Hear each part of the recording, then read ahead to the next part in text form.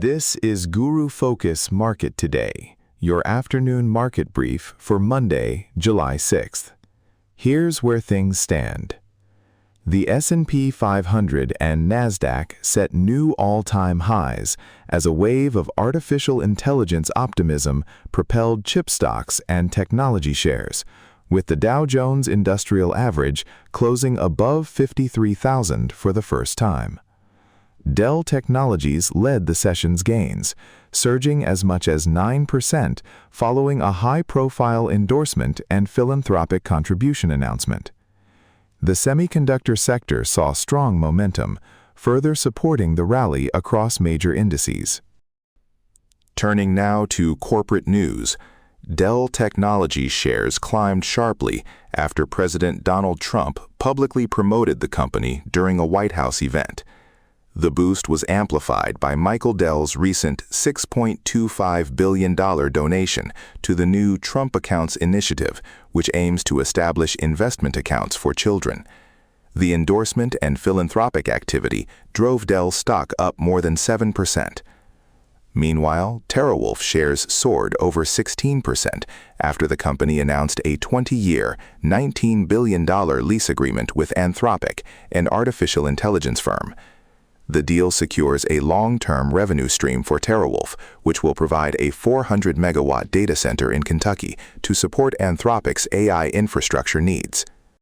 This next story is about EasyJet, which has agreed in principle to a $7.3 billion takeover by U.S. private equity firm Castle Lake. The acquisition, valued at £5.5 billion, marks one of the largest airline buyouts in Europe, and comes as the sector faces continued pressure from rising jet fuel costs. Also making news today, Versant Media Group, recently spun off from Comcast, announced it will acquire Full Swing, a golf simulator and sports technology company, for $530 million. The acquisition expands Versant's portfolio in digital and sports-related assets. Turning to the financial sector, Swedish fintech company Klarna has applied for a U.S. bank charter, submitting applications to both federal and Utah regulators to establish Klarna Bank USA. The move is designed to reduce Klarna's reliance on partner banks and expand its consumer financial services in the American market. On the regulatory front, the Trump administration has unveiled a deregulatory plan targeting 702 federal rules, projecting $1.5 trillion in cost savings by 2026. The initiative aims to reduce regulations across multiple sectors, including environmental and technology policy. Staying with the markets, the Federal Reserve signaled it will provide less advanced guidance on interest rate decisions, according to comments from Governor Christopher Waller. The shift is expected to increase uncertainty for mortgage markets as policymakers debate their response to mixed economic signals. Minutes from the latest Fed meeting are anticipated to offer further insight into the central bank's outlook on inflation and rate policy. Elsewhere, Toyota announced a $3.6 billion expansion of its San Antonio, Texas manufacturing plant, shifting Tacoma pickup truck production from Mexico to the United States. The move will create 2,000 new jobs and underscores Toyota's commitment to U.S.-based manufacturing.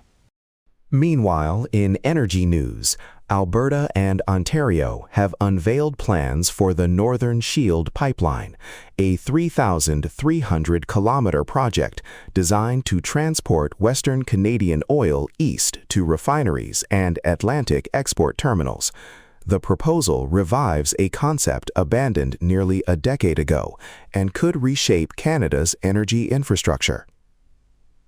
On the currency front, the U.S. dollar remained steady near a two-week low as expectations for further Federal Reserve rate hikes diminished. The Japanese yen continued to trade around 162 per dollar, maintaining 40-year lows and raising the risk of intervention by Japanese authorities.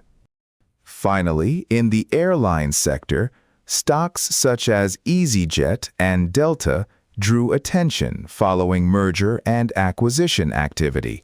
Sector upgrades and volatility tied to rising fuel costs and regulatory changes. That wraps up today's market update. We'll be back soon with the latest market news. Thanks for listening to the Guru Focus Brief.